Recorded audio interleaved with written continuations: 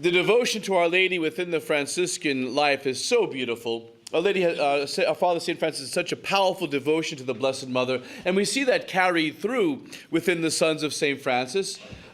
Bonaventure, as I mentioned at the beginning of Mass, had everything to do with Saturdays being the day set aside for Our Lady.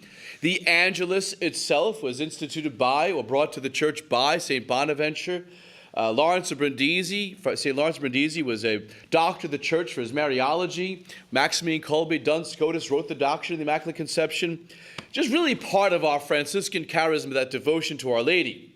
And there's many stories. I mean, Blessed John of Alverna, I believe it was him, who had this beautiful apparition of the Blessed Mother. And as he's beholding her, he sees coming to stand next to her Bernard of Clairvaux holding his works, his writings of the Blessed Mother. And then he sees St. Simon Stock coming holding the scapular. And then he sees St. Dominic coming holding the rosary. And all of these beautiful Marian saints are gathering around Our Lady, but he doesn't see St. Francis. So he says, "My mother, where is my Holy Father St. Francis?" And she dismisses them all, and she pulls back her mantle, and there's Francis sitting at her feet. Although sometimes friars have had a habit of perhaps overstating things. I do know an old friar whose days of preaching were coming near their close. He was getting a bit senile, and no one was really picking up on it just yet. And so he's out there preaching about how powerful the Blessed Mother is and how powerful she can intercede for souls. And he states that she's so powerful that she can get souls out of hell. So the pastor of the parish where the friar was preaching caught him that night and said, "Father, the mission tonight, you said that Mary is so powerful she can get souls out of hell. We know that once condemned, always condemned. You know, you're not going to get out of hell." He goes, "I said that." He said, "Yes." He goes, "Oh, I'll correct it tomorrow. I'm so sorry. I didn't mean to say that. I must have overstated it." Well, the next night he gets up to preach again. He says, "Last night I said something very wrong. I said that Mary was so powerful she can get souls out of hell. What I meant to say was she can get souls out of hell who are unjustly condemned." Gotta think for a second. God can't unjustly condemn. Needless to say, it was the end of his preaching career. He had done very well for many years, but getting a little confused in his later life. Our seraphic Father, St. Francis, was a man who truly loved God. When you look at his life, his short 20 years as a religious, a very short life, dying at the age of 45, 46 years old, a very short life. And in those 20 years, he sought each and every day of his life to love as he had been loved. To love God in the gift of himself and his vows of poverty, chastity, obedience, or no money, no honey, no boss. Or as I was told by the kids in Philadelphia I work with, no bling bling, no sweet thing, and you do Jesus' thing. Anyway. In the gift of his vows of poverty, chastity, obedience, he sought to give himself completely. In the gift of serving the poor and serving Christ in the poorest of the poor, he sought to love Christ in them. In the gift of fraternity and loving his brothers as sons, he sought to love Christ in them. In preaching the gospel and trying to bring souls back into a deep relationship with God, he sought to love God. Every moment of his life, he sought an opportunity to love God and love God more. And it just wasn't enough for him. He wanted to give in full measure, not just part of his life, not just some of his life, not just part-time. He wanted to give God his all, and not just time. He really wanted to give his mind, heart, soul, and strength. He wanted to give his body. He wanted to love God with the entirety of his being.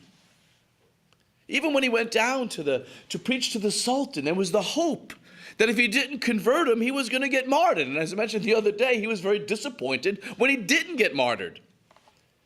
And there was a sense of almost near the end of his life, like, I just haven't loved you like I wanted to. I just haven't been able to give you my all. You know, that prayer of his, my God and my all, was a real prayer for him. God really was his all, and he wanted to give his all. And so he enters upon that retreat, that 40-day retreat in honor of St. Michael. And he goes to that Mount of Laverna 2 years before his death. And there he goes in making this 40-day fast, this 40 days of retreat, this 40 days of prayer. There's almost a sadness in his heart that he had not been able to love as he had been loved, that he hadn't yet loved love, as he often said from the days of his first conversion when he experienced Christ in that cave. Love is not loved. He hadn't fully loved him yet. Blind, barely able to see, crying so much over the passion his whole life, his body weakened by sickness. The order struggling because not everyone was catching his ideal, of almost feeling a bit of a failure, I guess you could say, in the way that things had happened. But yet at the same time, trusting to God fully, he goes up to Mount Laverna. And during that time of prayer that he makes this particular prayer, he asked the Lord for two gifts, for two graces. One was to feel in his body the sufferings that Christ endured on Calvary. The second was to have in his heart, to feel in his heart the love for sinful humanity that drew Christ to want to die for us. It was a twofold prayer. He just didn't want to experience pain and suffering in his body as if he was some sort of masochistic psycho, He wanted to feel in his heart and know within the very depths of his being the love that God had for sinful humanity that would make the God of all being, the God of love, the God of goodness and kindness, the God of justice, the God of mercy, to desire to die for love of us sinful humanity. He wanted to feel that in his heart. He wanted that burning love for sinful humanity, the same burning love that was in the heart of God, he wanted in his own heart. And both gifts were given. We think about the beautiful stigmata of St. Francis as he's raised in the air and he's pierced in his hands, his feet, and his side, the first to receive the stigmata, fulfilling those words of St. Paul, "Let nobody bother me. I bear the brand marks of Jesus in my body." Not only does he receive physically the stigmata, but within his heart, he experiences that love for sinful humanity. He experiences the love in his own heart that made God want to die for love of us. And there intensifies within him this love for humanity, this love for the worst sinner, the love for the most wretched of sinners. And there's a desire in his own heart to want to die for love of them. But there on that Mount of Laverna, his hands and feet pierced, his side pierced open, he finally has loved love. He finally looks like his beloved. He finally is bearing in his body the image of love. He not only now embraces the crucifix or kisses the crucifix or clothes himself in the crucifix or signs his name with the cross. No longer is the cross just speaking to him. Finally now, he hangs on the cross with Christ.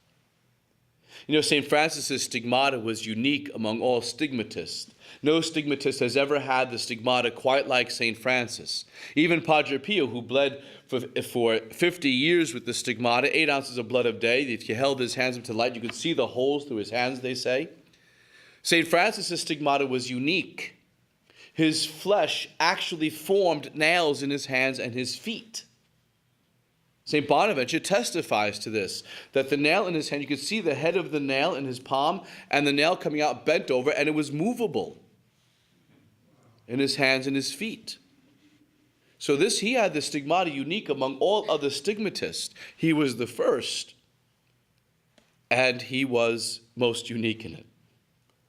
And I believe it was because it was so unique because his love for God was so unique above every other stigmatist. Because he wasn't just bearing in his body the sufferings for sinful humanity, he was bearing in his heart the intense love for sinful humanity. And so he wanted to endure the passion in such a unique way that he would actually bear the nails in his hands and his feet. One of my favorite pictures of St. Francis I saw drawn, I just ran across it again not too long ago, was Jesus crucified to the cross, and the spikes of the nails and in his hands and his feet are piercing out the other side of the wood. And Francis is leaping up and impaling himself on the nails jutting out the back of the cross with such joy in his face. Or there's another very beautiful, beautiful painting of Christ, of St. Francis, where he's lifted up in the air. He's got his hand out like this. He's holding his side open. You can see the stigmata in his right hand and in his left as it's out in his feet. And there's such beauty in his face. This beautiful moment of just a kind of finally I've loved him with my whole being. Finally, I've given him my all. Finally, I now look like my beloved. Francis did not only look like the beloved in his body, but most importantly, in his heart, in his very depths of his being, bearing in his heart that love for sinful humanity. We have to ask ourselves, in light of that beautiful reality of Seraphic Father, bearing the wounds of Christ in his hands, his feet, and his side, bearing in his heart that love for sinful humanity. Do I have that love in my heart for sinful humanity? We talked yesterday about loving our brothers and sisters of eternal life and loving our brothers and sisters in community. But am I really loving every soul, the most wretched of sinners? When I read the papers and hear about the terrorists who blew this up or blew that up, yes, we feel for the victims, but do I feel for the perpetrator? Do I do penance for the perpetrator? Do I pray for his soul? Do I love him enough to do penance for him? And I pray that God would show him such mercy, that he would have that grace of conversion. Saint Therese, when she was a young girl and she heard about that fellow, that murderer who was going to be executed, and she's sneaking the newspaper to find out what was going on because her father didn't want her reading the newspapers. And then she's, doing this penance for him, and then she finds in the end that he kissed the crucifix 3 times before he died. And she took that as a sign of repentance from him. But there was a love in her heart for that sinful man, that murderer. Do I have that love in my heart for sinful humanity?